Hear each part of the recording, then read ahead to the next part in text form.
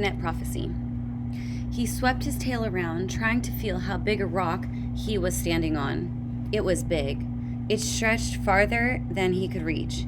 He edged forward until he was sure he was standing on the bank of the river. A slope beside him rose away from the water. He could feel a small trickle of stream bubbling down the slope, joining the river near his talons. Clay dropped his head, trying to think. Now that he was out of the water, the cold was penetratingly deep. It coiled and twisted around his bones. He coughed, hoping to summon a flame, but it was no use. Some dragons carried fire within them always. A sky wing or night wing could blast flames anytime. Sea wings and ice wings could never breathe fire, but others, like mud wings, needed the right conditions, warmth most of all. Remembering all his fire-breathing failure, Clay could hear Kestrel's scornful voice hissing about what a disappointment he was. Not this time, he thought. I will figure this out. He could guess what the roaring was, although he had never seen a waterfall, and he certainly didn't want to experience one for the first time in total darkness. Even if he could fly over it, without his sight, he'd be sure to run into something and crash. But he couldn't leave the river, could he? Clay set one claw in the trickling stream and was surprised to find it was a little warmer than the river. Where did it come from? Up?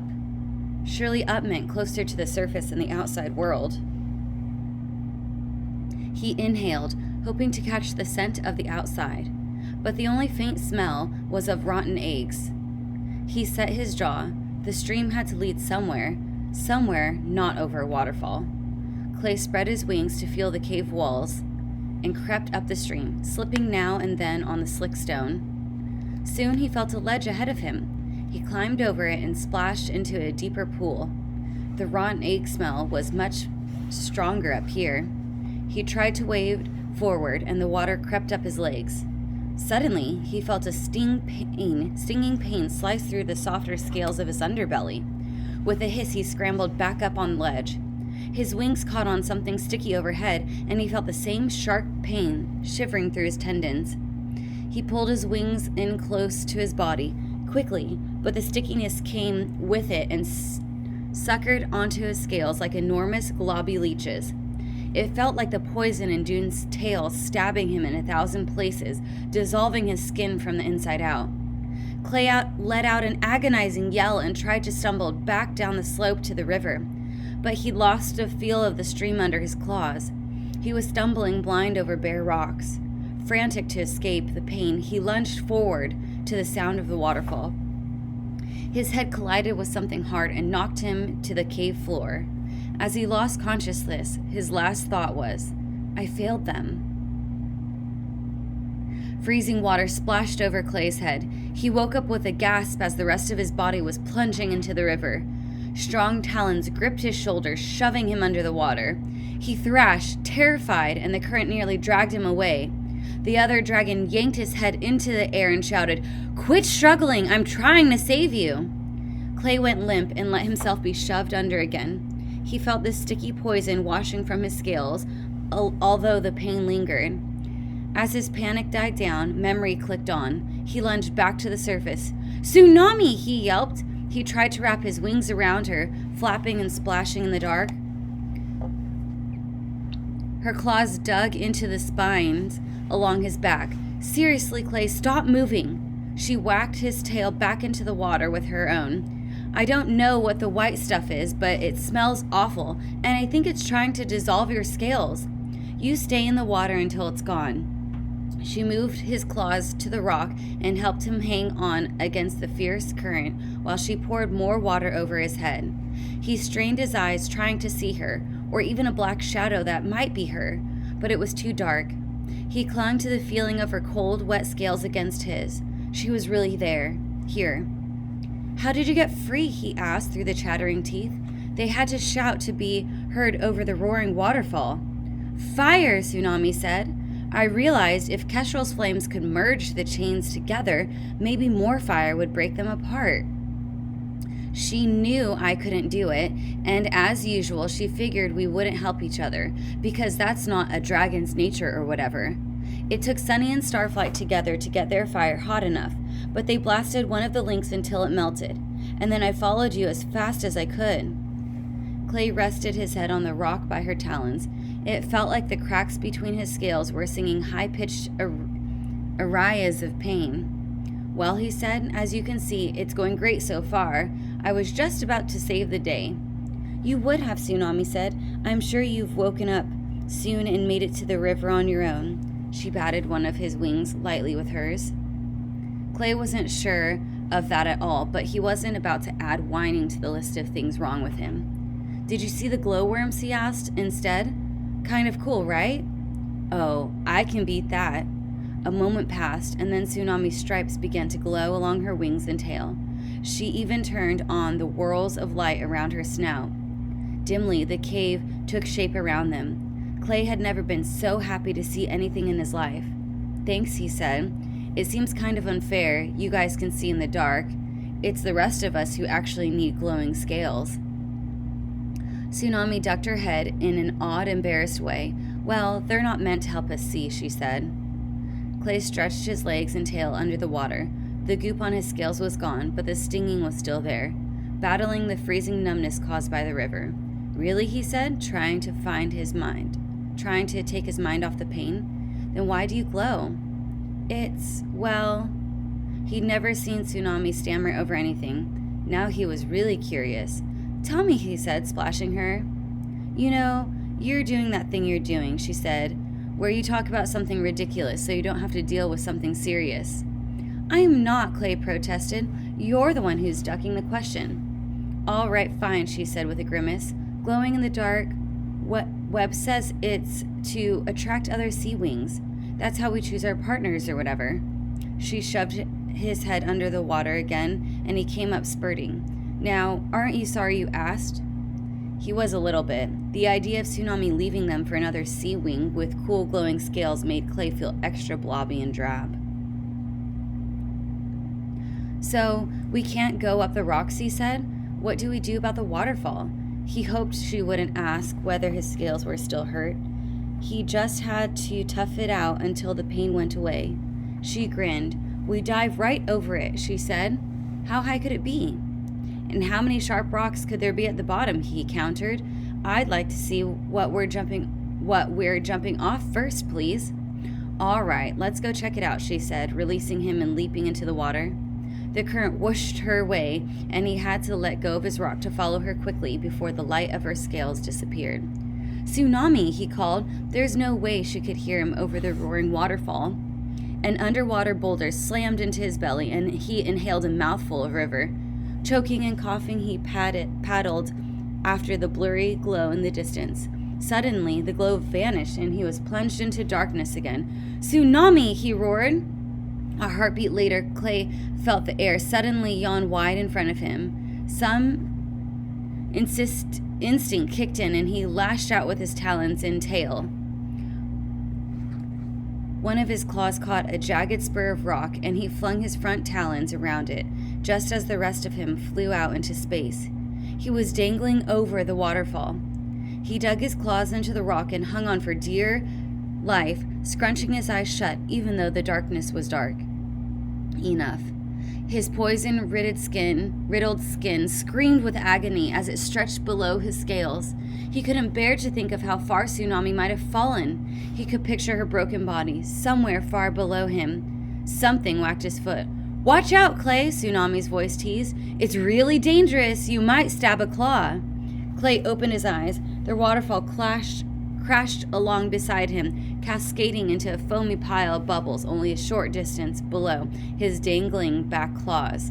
Tsunami was splashing and somersaulting in the pool, flipping waves at him with her tail. Hang on tight, she cried. Whatever you do, don't let go. Ha, ha, ha, he said. He stirred the water below with his tail, checking for rocks, then let himself drop. The waterfall gently battered his head as he resurfaced. You know how short it was? He said accusingly. Maybe, she said with a grin. All right, yes. I just got to the edge when I heard you yell and went back for you. Luckily, I'm not the type to suffer and die in silence, Clay said. But he couldn't help thinking, what would have happened if I hadn't cried out? What if we had missed each other? Come on, the river keeps going this way, Tsunami said. Her webbed feet swished through the water, shooting her out in front of him. He followed through the pool into a narrow channel with rocky banks on either side. But, he cocked his head, his ears twitched. I think that can't beat all the roaring then. Is there more up ahead? There were weird echoes in the caves. He couldn't tell if he was hearing the roar of the small waterfall magnified or if there was something else. Tsunami suddenly spread her wings and spun to a halt, gazing up at the ceiling. Did you see that? Clay squinted in the darkness. Her luminescent scales didn't cast light very far. He couldn't even see the stalactites that were probably up there. No. It was a bat! Tsunami excitedly slammed the water with her tail, submerging Clay in a tidal weight of water. He came up grasping for air. A bat? Why are we drowning me over a bat? Once a bat had blundered in through the sky hole. It had flapped pathetically around the study cave until Sunny begged Dune to catch it and set it free. Clay was half convinced that Dune had eaten it and said, but at least he'd done it where Sunny couldn't see him. Because it must have come from somewhere, he said. Bats go outside to hunt. So if bats can get in and out, I bet we can too. We must be close. Bats are a lot smaller than we are, Clay pointed out. But Tsunami had already started swimming. He flexed his wings. Under the water, worried. The pain wasn't going away. It felt like tiny, sharp teeth biting him all over under his scales. Look, Tsunami yelped from up ahead. I see light! Clay beat his wings quickly, trying to catch up. It helped that the current was getting faster again. But then, was the roaring getting louder too?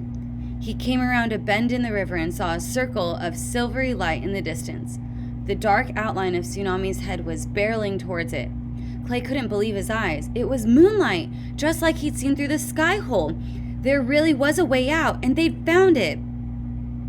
He was speeding along now, barely using his legs to paddle as the river whisked him towards the light. Suddenly, a piercing shriek echoed through the cave, and Tsunami disappeared.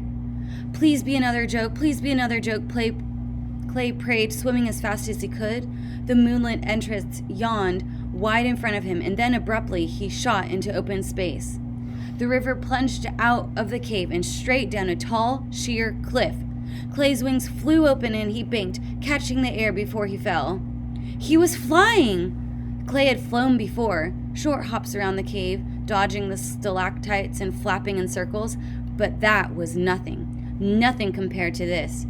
Everything was so big. The sky was everywhere. It just went on and on and on, like nothing ever filled it. It was night, but the light of the moon was dazzling after a lifetime of caves and sputtering torches. Craggy mountain peaks bit into the sky all around him. In the distance, he thought he saw a glimmer of sea. And the stars! Clay had thought he knew stars from gazing out of the sky hole. He'd never known how many there were, or how they looked like silver net cast over the dark. He felt like he could keep flying up and up forever, all the way to the moons.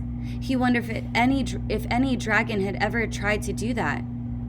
This is what we've been missing all this time. Even the sharp lines of pain between his scales couldn't take away his excitement.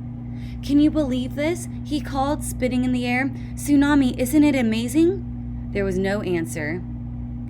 Clay lashed his tail to stop spinning and hovered, his eyes darting around. He couldn't see Tsunami anywhere. She wouldn't have flown off without him, would she? Maybe she'd seen the faraway sea. Maybe she saw her home and couldn't resist. Clay knew she wouldn't abandon her friends, but he also knew how desperately she wanted to return to the ocean.